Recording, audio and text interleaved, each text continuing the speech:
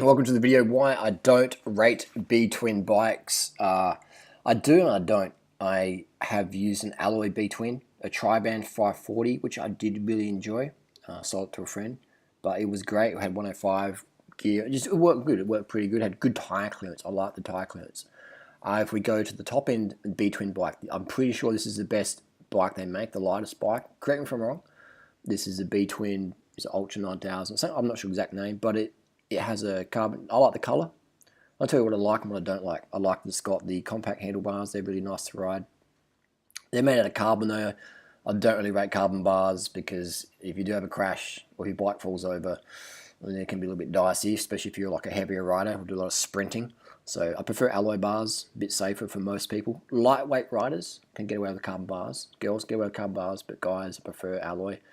If you're racing, I prefer alloy bars because if you race, you're going to crash and you're going to go for a lot of bars. Not many pros use carbon bars for that reason. Also, they're just safer. Alloy bars are safer if you're a racer because when you race, drop your bike, crash, alloy bars are stronger.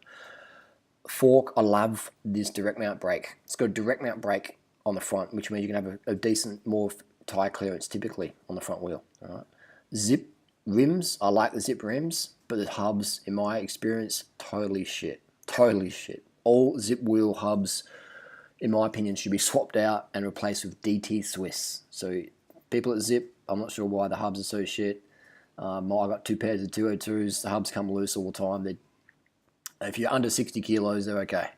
If you're pushing under 300 watts, they're okay. If you're over 60 kilos, pushing over 300 watts regularly, then the hubs, I don't rate them. The bearings are nice, but the cones, the design is shocking for durability. So I do recommend DT Swiss. So the wheel set I don't like. I like the rims. The Zip rims I rate. They feel nice. They brake well. They look good. They just, there's a bit of road buzz. I do like the rims, but the hubs, poor.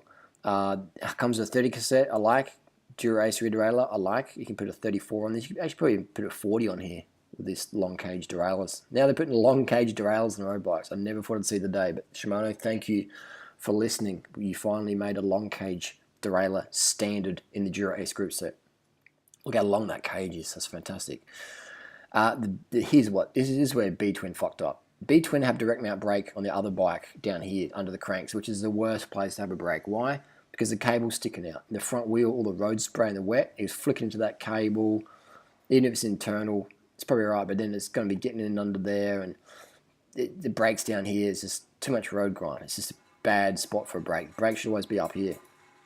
There's a can rolling around here. Brake should always be up here. But what they've done is they've done a classic mount. They've done a classic mount. Why not use a direct mount on the back as well? Direct mount offers better modulation, better power for a caliper. Right? I'm not even sure why we went disc brakes on road bikes for most people. For girls, disc brakes are fantastic, give more confidence. But for racers don't need more confidence. They need, don't even need better brakes. But the direct mount is better because you get better tire clearance. So that's where they failed, is they put a classic mount on the rear here. That's poor engineering from me. I would definitely like to see a direct mount brake on there, so you can put like a 30mm tire in there if you wanted to. The crank set, it's got a 5236.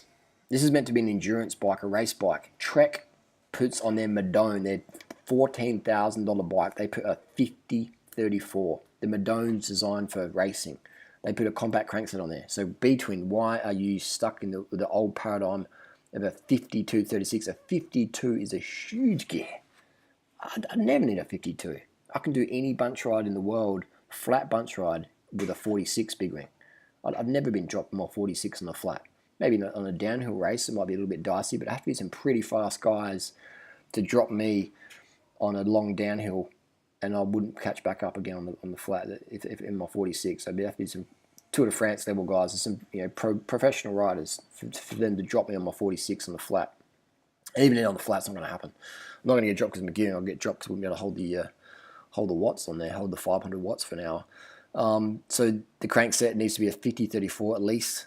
This is a climbing bike. Look how light it is. They tout this as an 850 gram frame. Why? Okay, so why is your bike so light but you put flatlander gears in there? Like, it's crazy. This bike, no one's racing the Tour de France on this bike in training, so why put this Tour de France gearing? You need a 5236. Actually, Tyler Hamilton smash the Peloton with a 50-34, so I guess you don't. Oh, 50-34 is all the biggest anyone needs. If it's good enough for Tyler Hamilton and even Basso, some of the best riders in the world, then it's good enough for us. Good enough. Chris Froome runs a 50-34 in Tour de France, so if it's good enough for Chris Froome, good enough for us. That's what I like about it. That's what I don't like about it. I think B-Twin have got some fantastic value bikes out there. Also don't like that this bike only has a 5-year warranty, but the alloy has lifetime. So for me, it means that the B-Twin aren't that confident in their carbon distributor for the quality. Otherwise, it'd have lifetime like Trek, Specialized, Giant, etc. So this is a great value bike. It's almost there. It needs a compact crankset. It needs direct mount in the rear, and ideally lifetime warranty. But then again, with carbon, you can get it fixed. So unlike alloy, where if you weld it again, it's compromised. With carbon, warranty is not that important, because you can fix carbon for a couple $100 from a good carbon repairer. So there's a bit of a grey area there.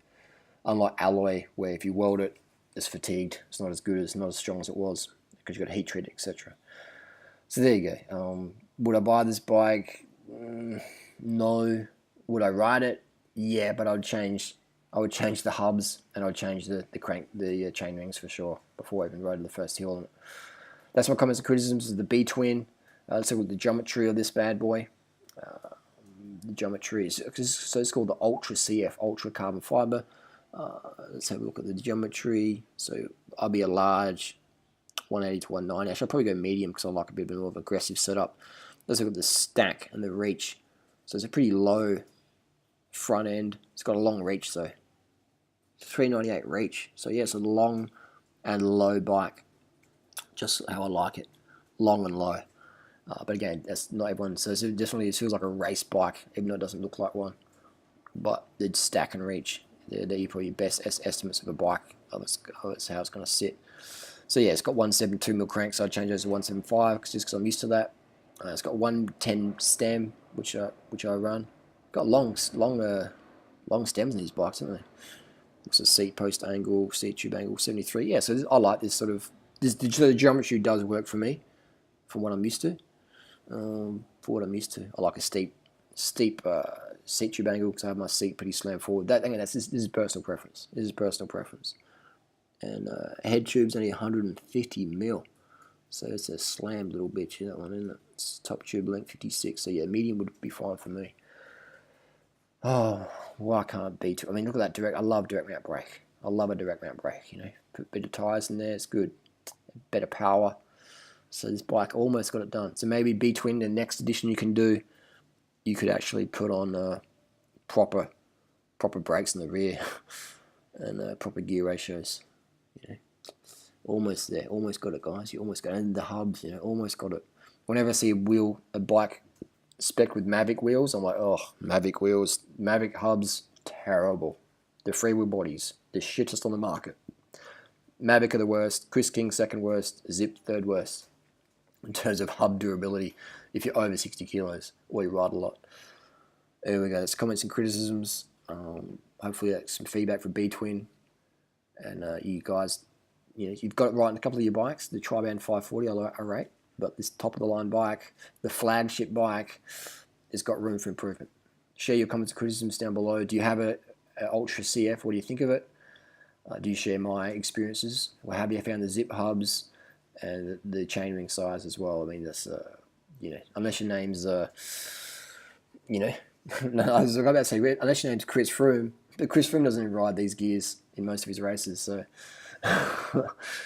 specs a bike with harder gears than Chris Froome uses. Go figure.